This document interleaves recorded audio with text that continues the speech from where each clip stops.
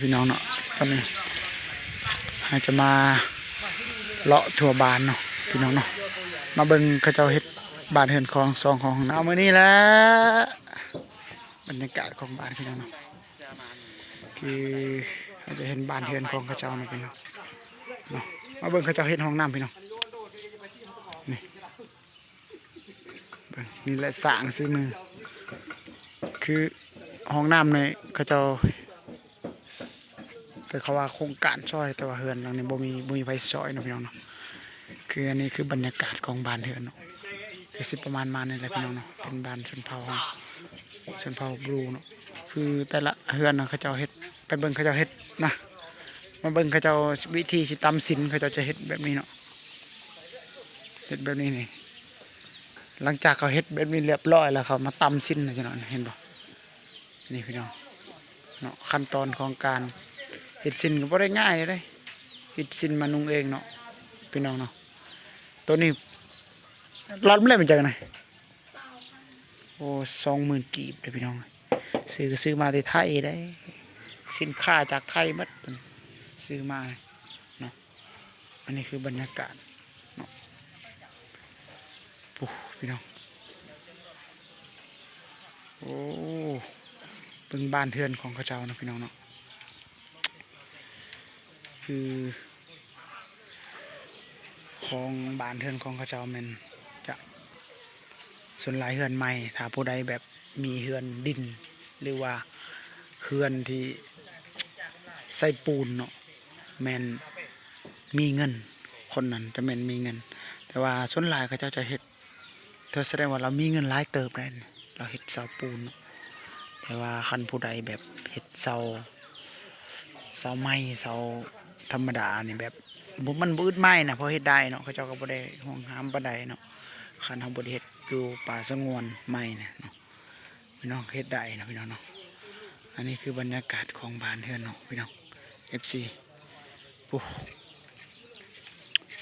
เห็นบอกกกมะพร้าวลายพี่น้องสมัยตะกี้มันโอ้ยตอนน้อยๆเฮาจะเล่นอยู่แถวนี้แหละพี่น้อง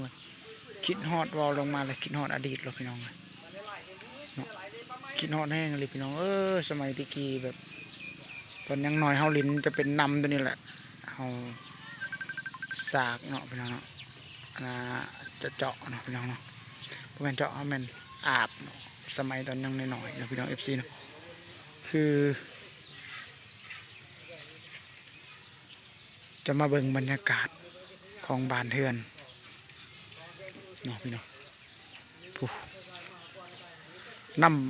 น้ำก็ต้องน้ำได้เองเฮ็ดเองนะพี่น้องเนาะเห็นนี่จะเป็นหุงซี่เขาสมัยตะกี้เขาตั้มเนาะ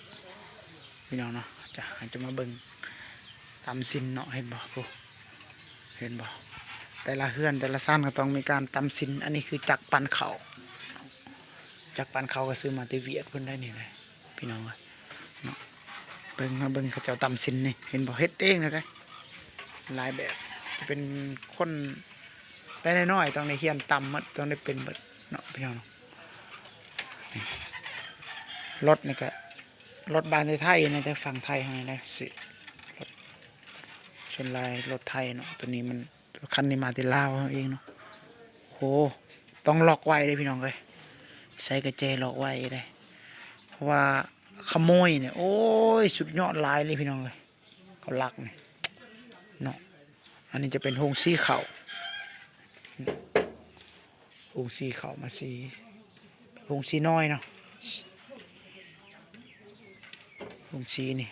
เขาก็ใส่บริใส่จักรอย่างเนาะเสียบซื้อใดมาใส่แล้วก็เฮ็ดเองมาเบิ่งเขาจะเฮ็ดห้องน้ำอีกพี่น้อง FC เนาะคือบรรยากาศของหมู่บ้านนี่ก็โอ้ยเขาหาเงินเก่งเลยพี่น้องเขาบ่ไหวเขาเนาะเขาขี้คานเลาะทั่วบ้านมันใหญ่เลยปุ๊ไปทางปุ๊พี่น้องที่ฮอดเกือบฮอด200 หลังเลยเฮือนมันทีพี่น้องเลยเนาะพี่น้องเนาะก็เอาเบิ่งสร้างซีมือเบิ่งเขาเจ้าเฮ็ดนี่เห็นบ่พี่น้องคลิปนี้เขาก็จะท้ายบ่หลายเนาะพี่น้องเนาะ